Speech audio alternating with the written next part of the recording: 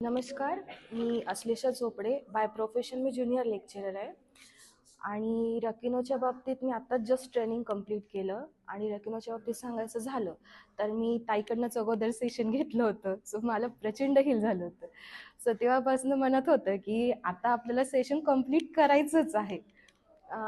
मग एकदा ताईला कॉल केलेला की मला हिच्यात एनरोल व्हायचंय, पण बाय डिफॉल्ट मलाही येता आलं नव्हतं. मग आता पुन्हा चान्स आला, सो मी घेतलं. आणि एक्सपिरियन्स असा की गेली 7 वर्ष माझी डिलेवरीला झाली. त्या डिलेवरीमध्ये असं झालं होतं की गोळ्यांची ॲलर्जी एवढी आली होती की त्यामुळे माझ्या स्किनवरचे डॉट आले होते. मग त्यानंतर बरीच ट्रीटमेंट घेतली, पण ती काही जात नव्हती. पण या गेल्या 6 दिवसामध्ये ती डॉट कमी झाली आहे.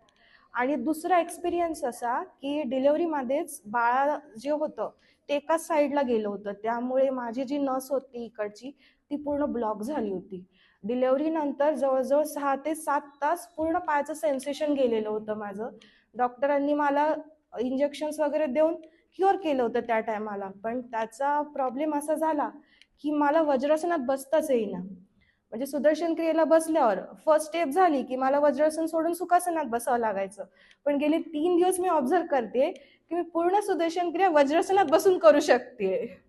आणि हाच मोठा एक्सपिरियन्स आहे माझा. सो मी ते रिकमेंड करेल की अजून बऱ्याच लोकांनी रकिनो घ्यायलाही पाहिजे आणि ट्रेनिंग सुद्धा कंप्लीट करायला पाहिजे, जेणेकरून इतरांना त्याचा बेनिफिट होईल. थँक्यू.